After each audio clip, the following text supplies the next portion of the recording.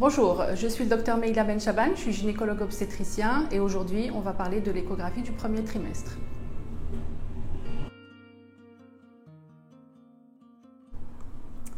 L'échographie du premier trimestre, c'est la première échographie obligatoire de la grossesse. Elle se déroule entre 11 semaines d'aménorrhée et 13 semaines d'aménorrhée et 6 jours, idéalement vers 12 semaines d'aménorrhée. Lors de cette échographie, en général, l'examen se passe par voie suspubienne, c'est-à-dire sur le ventre. De temps en temps, on est amené à faire l'échographie par voie endovaginale quand certaines situations le demandent ou quand on est obligé de compléter l'examen pour certaines difficultés techniques.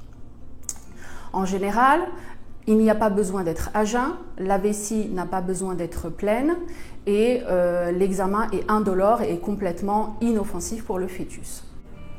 Comment se prépare-t-on pour une échographie du premier trimestre? Dans un premier temps, on n'a pas besoin d'être à jeun. La vessie peut être pleine, on n'a pas besoin de la vider. L'examen se passe par voie suspubienne, c'est-à-dire sur le ventre, et dans quelques fois, on est obligé de passer par voie endovaginale quand certaines conditions nous le permettent. L'examen est complètement indolore et complètement inoffensif pour le fœtus. Dans la majorité des cas, l'échographiste a besoin d'être dans le calme et d'être concentré. C'est pour cela qu'il est préférable qu'il n'y ait pas d'accompagnant lors de cet examen ou un seul accompagnant ou le conjoint ou une personne adulte de confiance. Qu'est-ce qu'on cherche sur une échographie du premier trimestre?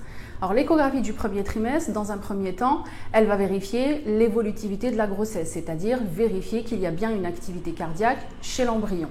Ensuite, on cherchera s'il existe un ou plusieurs embryons, donc si l'enfant est unique ou est-ce que la grossesse est gémellaire.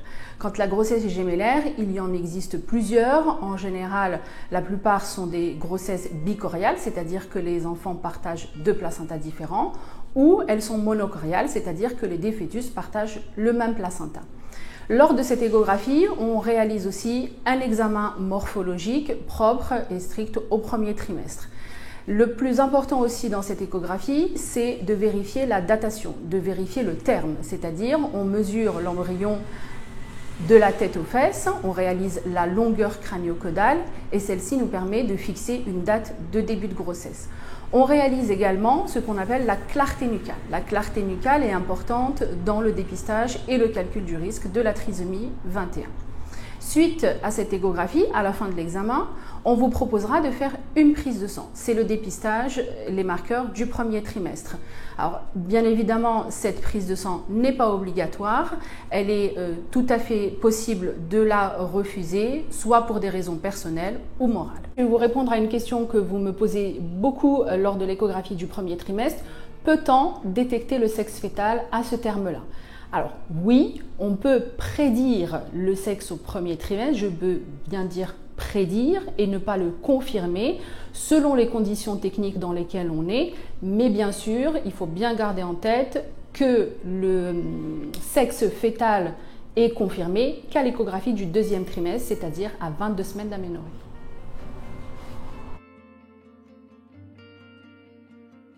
Bonjour. Je suis le Dr Meila Benchaban. Aujourd'hui, je vais vous expliquer qu'est-ce que nous permet de voir une échographie du deuxième trimestre. Alors, l'échographie du deuxième trimestre, l'échographie morphologique, se réalise entre 21 semaines d'aménorrhée et 23 semaines d'aménorrhée, idéalement vers 22 semaines d'aménorrhée. Comme l'échographie du premier trimestre, cette échographie se réalise par voie abdominale. Parfois, quand on est face à des difficultés techniques où certains organes doivent être examinés de façon plus précise, on est amené à réaliser la voie endovaginale. Pour les parents, cette échographie est en général un moment de rencontre assez fort avec leur bébé. Cette échographie dure en général 30 minutes. En fonction des conditions d'examen, des fois l'examen peut se prolonger un tout petit peu. Dans un premier temps, on réalise ce qu'on appelle les biométries fœtales, c'est-à-dire les mesures du bébé, vérifier sa croissance. Secondairement, on réalise l'examen morphologique proprement dit, c'est-à-dire examiner le bébé, vérifier tous les organes.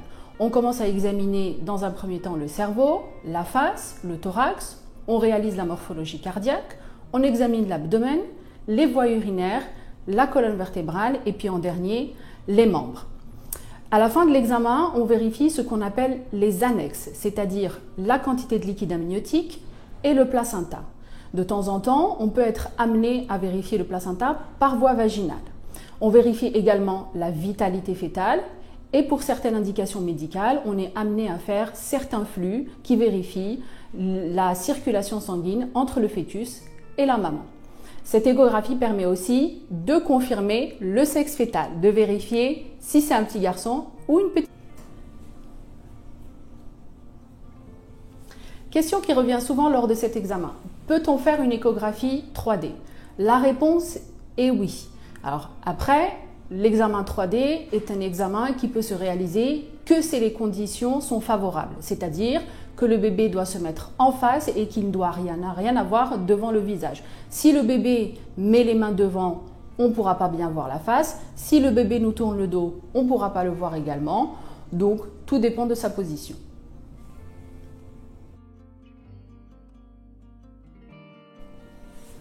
Bonjour, je suis le Dr Meïla Benchaban. Je vais vous parler aujourd'hui de l'échographie du 3e trimestre de la grossesse.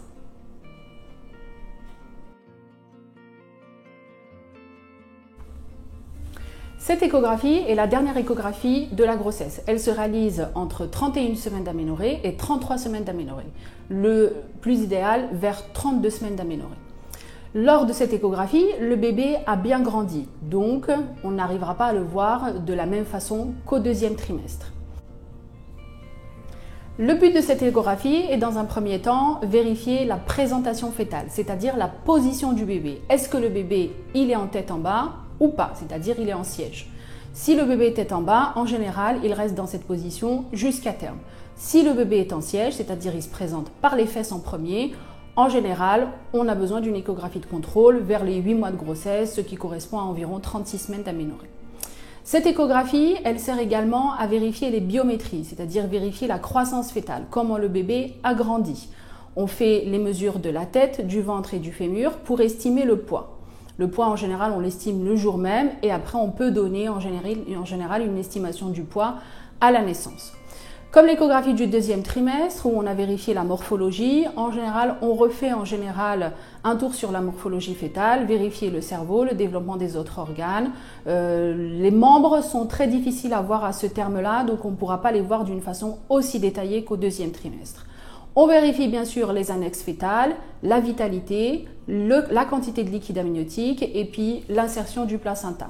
De temps en temps, on peut être amené à passer par voie endovaginale pour vérifier la distance entre l'orifice interne du col et le bord inférieur du placenta.